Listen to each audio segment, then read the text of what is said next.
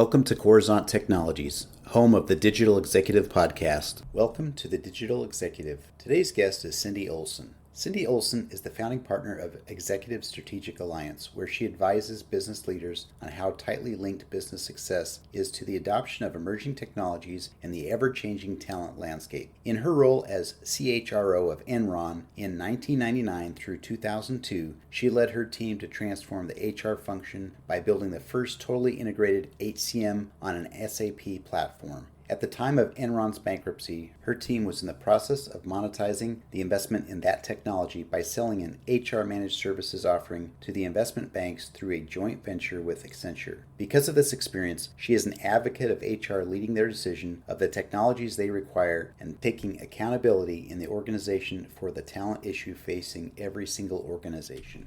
Well, good afternoon, Cindy. Welcome to the show. Hey, Brian, thanks for having me on. I really appreciate it. And I also want to just send a big thanks to you for including some of our partners at Executive Strategic Alliance, because I know you've interviewed Dan Roberts and you've interviewed Jeff Mike of Deloitte, and the upcoming webinar with Jeff Wald. I just really appreciate that you've done all that and got them on your program. Appreciate it. Awesome. And I appreciate you as well. This is exciting, and we can't really wait until the December webinar with Jeff Wald. So thanks again, Cindy. So Cindy, we're going to jump right into the questions here. You've got quite the career working in some large companies, obviously, including Enron. You've got an amazing story there. And now you're a founding executive for Executive Strategic Alliance. Could you share with our audience the secret to your career growth and what inspires you?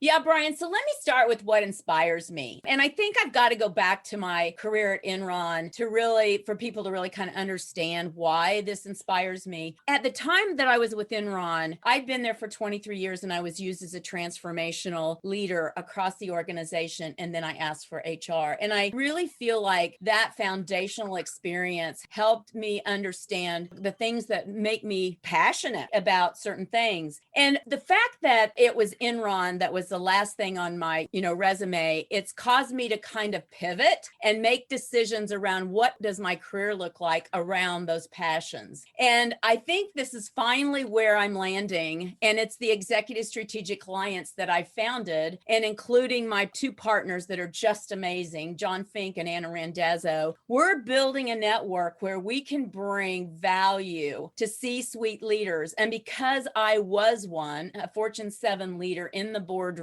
I feel like I know the things that can help them think more innovatively about their business. And so we bring like world-class thought leaders to our groups, and not just the recycled speakers in a city, but we bring like Neil Gandhi of McKinsey and like Jeff Mike of Deloitte and Bob Chapman, CEO of Barry Waymiller, and wrote the book Everybody Matters. And so I'm trying to bring really strong, visionary, world-class thought leaders to get people thinking about what does that future look like. And then we're adding two components, executive briefings, where we bring the technologies that can actually help these leaders operationalize the vision of the thought leaders. And then interactive roundtable discussions where we can just sit around a table and talk about the issues that everybody's dealing with and how do you really get to where the world-class thought leaders are going. So what inspired me years ago with Enron was being able to be an executive that was always thinking about the future and then operationalizing that. And then as far as the secret to my success, I think there's 5 things. I'm a visionary. I tend to gravitate to very next gen early thinking. And I love that. And I think leaders have got to have a component of that in their DNA. I don't ever accept no. I remember at Enron, we used to always say, no and can't are not in our vocabulary. And our mantra was we would rather ask for forgiveness than ask for permission. I never really accept no or can't because I believe there's a way to do everything. Thirdly, I don't ever give up. And I think that when I look at my career at Enron, and it's almost been 20 years now, and the things that I've tried to do, because there's been a lot of them and not succeeded, I think I've finally nailed where I really can add value to leaders. And I didn't give up. I knew there was another path for me, even though the executive path of a big company was not there for me. And then I truly love people. I like helping people. I like helping leaders be better. I want the workplace to be a place where employees love what they do. And that takes really good leaders. And then finally, I believe that leaders create other leaders. And I never thought about somebody being better than I was as a threat. I felt like if you hired better people than you were and you really developed them, that showed how great a leader you was. So those are the things that I think inspire me and then are some of the reasons for the success I've had in the past. Amazing. Thank you for sharing that. Sitting at the board table at a Fortune 100, let alone a Fortune 10, right, like you were, is simply amazing. And I'm glad you're taking your experience, your knowledge, and sharing back with the world. So thanks again. And Cindy, as you know, everybody globally has had to make major shifts to adapt to this new normal in this pandemic. Could you share with us what you're doing to help your organization stay relevant in this economy?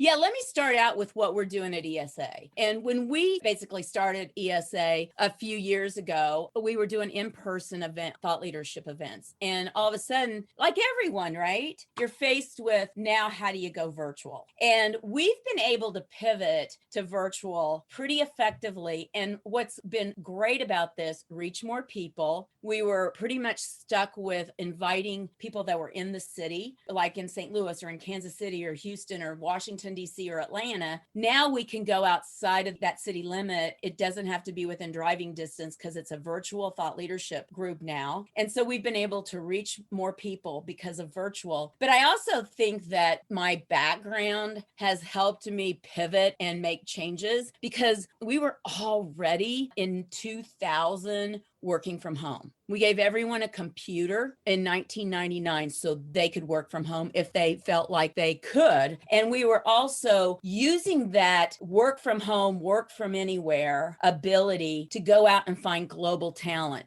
I believe this the pandemic has launched us into the world that I already knew, which is a world where I think everyone's going to want to stay. And it's reaching more people, having the global marketplace at your fingertips, and quite frankly, getting more, I think, more productivity out of your workforce and promote diversity because people can work anytime they want to. So women with kids, they can work in the evening versus during the normal work hours. I just think that this whole pandemic has been a huge plus for the whole world of work.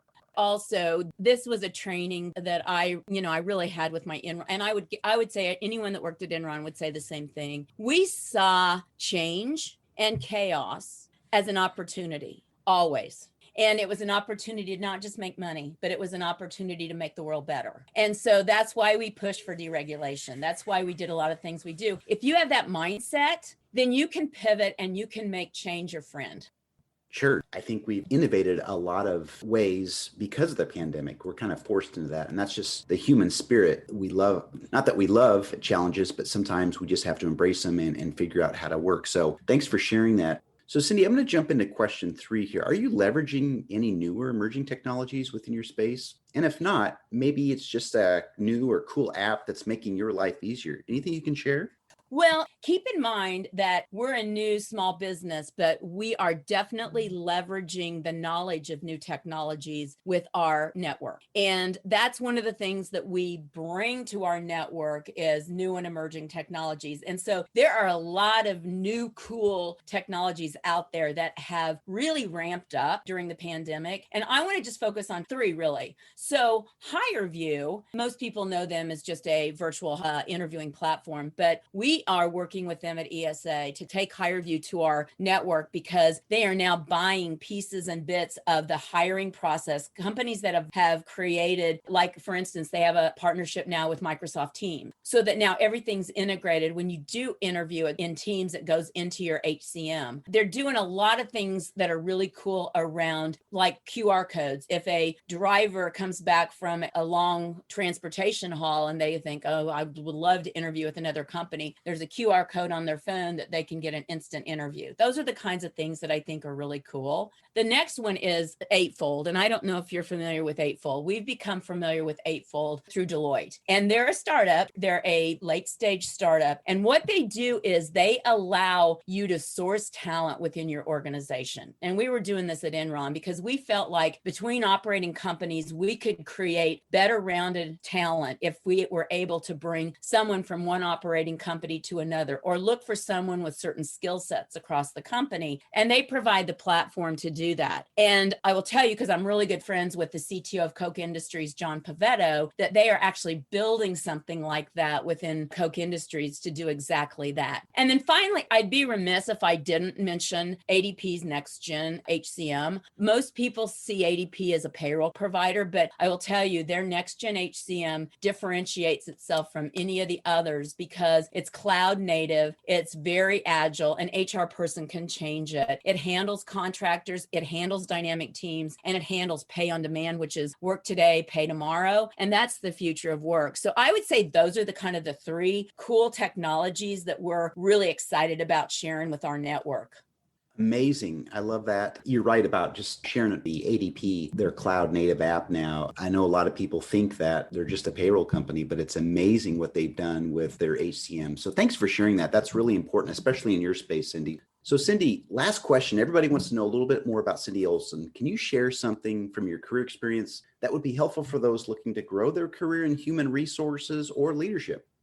This is a great question. I love this question, Brian. I was used as a transformational leader for 20 years inside the business and ran the back office of Enron Capital and Trade as a growing business. And so I did not have HR experience, but in the course of my career, I was touching on the outskirts of HR by leading the culture committee at Enron and leading diversity and inclusion. And as I saw us grow into an intellectual capital company, I realized that our HR wasn't keeping up. So I went and asked for HR. I think that if you're planning a career in HR, you need to have business experience. And as I meet a lot of CHROs around the country, many of them have come from the business. I'm going to call out someone that I think is amazing. His name's Matt Hayes. He runs HR for CHS, which is the largest hospital system behind HCA in Nashville. And he used to run a hospital. Then he ran operations for CHS. And then they asked him to run HR. Because I think that the HR function has got to have someone in it that really understands the business. The other thing that I would say is have that transformation mentality on everything that you do.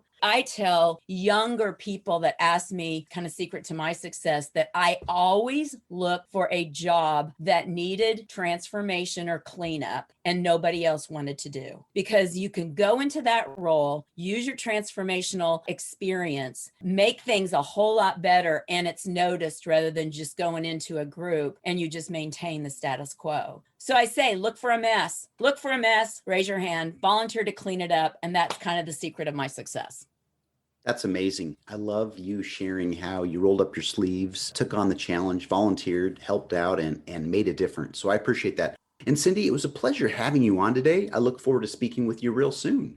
Brian, thanks again. I really appreciate it. And thanks for giving us the opportunity as ESA to be in one of your partners. I appreciate it. Bye for now.